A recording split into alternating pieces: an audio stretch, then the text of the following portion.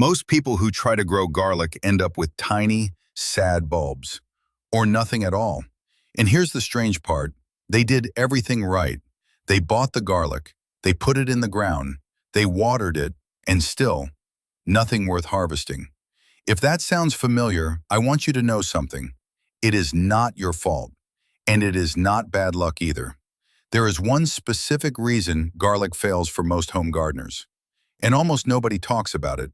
Stay with me, because once you see this, you will never plant garlic the wrong way again. Here is what most gardening content skips over. Garlic cloves have a memory. Not literally, but biologically, yes. That little clove you are planting, it knows which way is up. It knows when it is too cold to push roots, and it responds to how you treat it before it ever touches soil. Most people plant garlic straight from the grocery store or a leftover bulb, point it any direction, push it into heavy soil, and walk away. And the garlic just sits there, confused, struggling. The roots go sideways, the shoot fights to find the surface, and by the time it figures things out, the growing season is half over. That is the hidden problem. Not the weather, not the soil brand, not bad seeds. It is the 3 steps that happen before planting that almost nobody does. I'm going to show you a simple method today. No expensive tools, no complicated process, just a few small changes that completely transform your results. Bigger bulbs, faster growth, and a harvest that actually feels worth the wait. Let's get into it. Step 1. Preparation. Start by choosing the right garlic. Do not plant supermarket garlic if you can avoid it. Most of it is treated to slow sprouting so it sits longer on shelves. Go to a local nursery or farmer's market and grab a seed garlic bulb. It is the same garlic, just untreated and ready to grow. Now break it into individual cloves. Do this the day before planting, not weeks before. The moment you break a bulb apart, a clock starts ticking. Plant within 24 hours for best results. Pick only the biggest cloves. The small ones on the inside of the bulb, set those aside for cooking. Big cloves make big bulbs. That is the rule. The soak. This is the step most gardeners have never heard of, and it is the one that changes everything. Take your cloves and drop them into a jar of water. Add a small pinch of baking soda, just a pinch.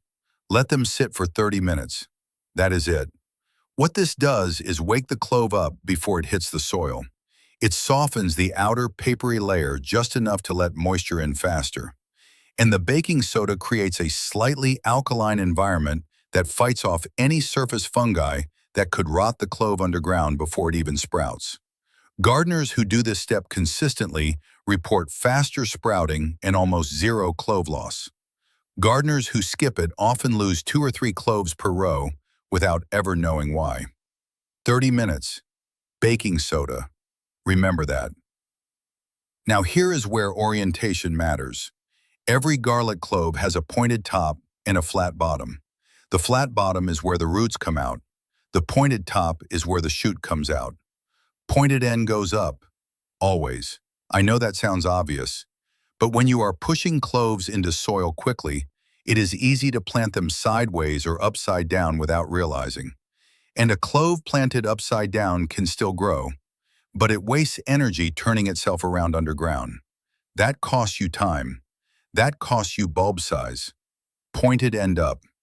Every single clove. Plant them about 2 inches deep. Space them 6 inches apart in every direction.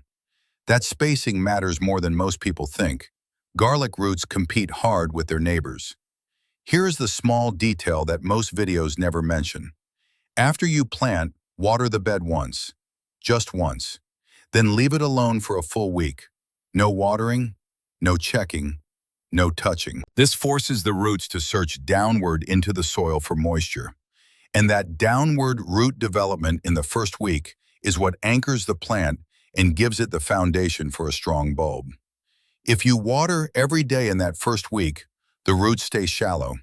Shallow roots mean a weak plant. A weak plant means a small bulb. One good watering, then walk away for 7 days.